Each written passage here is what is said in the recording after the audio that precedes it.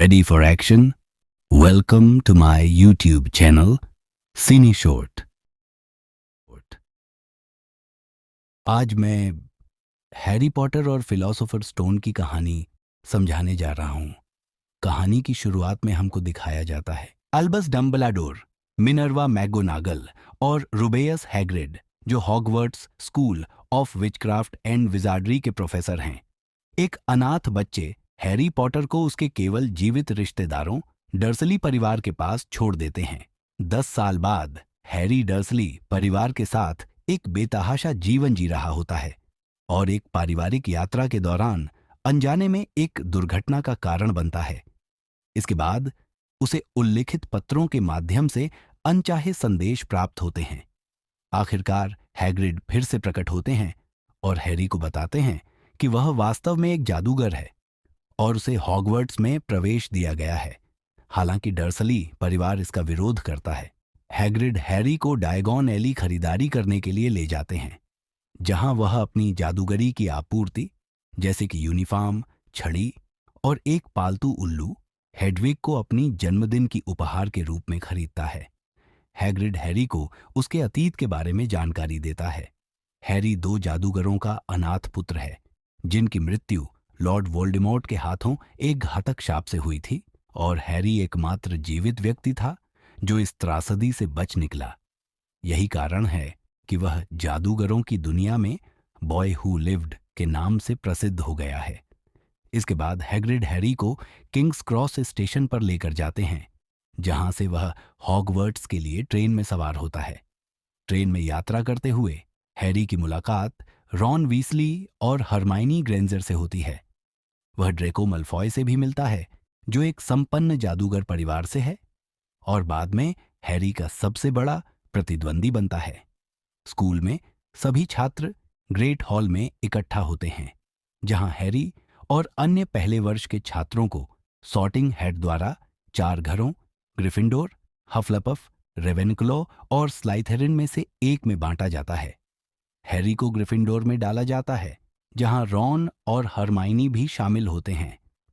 Hogwarts में Harry जादूगरी सीखने लगता है और अपने अतीत और माता पिता के बारे में अधिक जानकारी प्राप्त करता है। हैरी को ग्रिफिंडोर क्विडिच टीम में सीक्रेट के रूप में भर्ती किया जाता है, जो पहले वर्ष के छात्रों के लिए दुर्लभ होता है।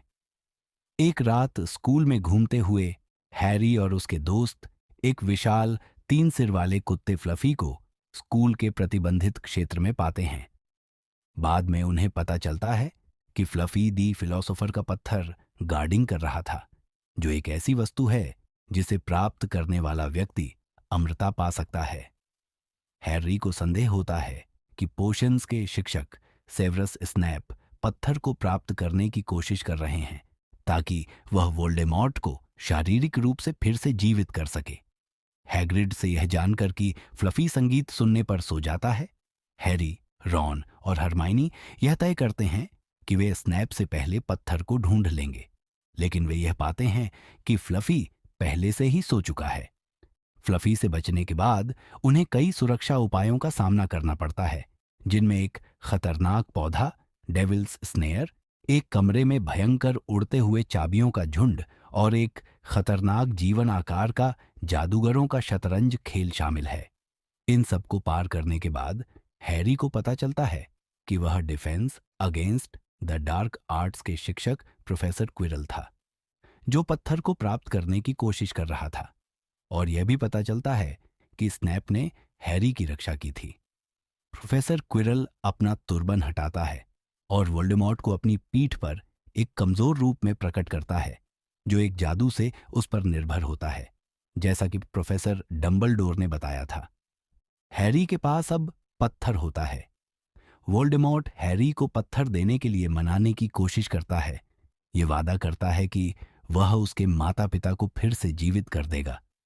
जब हैरी मना कर देता है तो क्विरल हमला करता है, लेकिन हैरी का स्पर्श क्विरल की त्वचा को जलाकर उसे धूल में बदल देता है, जिससे उसकी मौत हो जाती है। जब हैरी फिर से उठता है तो वोल्डेमॉर्ट की आत्मा क्विरल की राख से उभरती है और हैरी के माध्यम से गुजरते हुए उसे बेहोश कर देती है। हैरी जब होश में आता है तो उसे स्कूल के अस्पताल में डंबलडोर के साथ पाया जाता है। डंबलडोर उसे बताता है कि पत्थर को नष्ट कर दिया गया है और रॉन और हरमाइनी ठीक हैं। डंबलडोर यह भी समझाता है कि हैरी ने कैसे क्विरल को हराया, ये बताते हुए कि जब हैरी की मां ने उसे बचाने के लिए अपनी जान दी तो उसकी मृत्यु ने हैरी को वोल्डेमॉर्ट से बचाने के लिए एक प्रेम आधारित सुरक्षा प्रदान की। हैरी, रॉन और हरमाइनी को उनके साहसिक कार्यों के लिए हाउस पॉइंट्स दिए जाते हैं, जो उन्हें स्लाइथेरिन के साथ पहले स्थान पर लाकर समेटते हैं।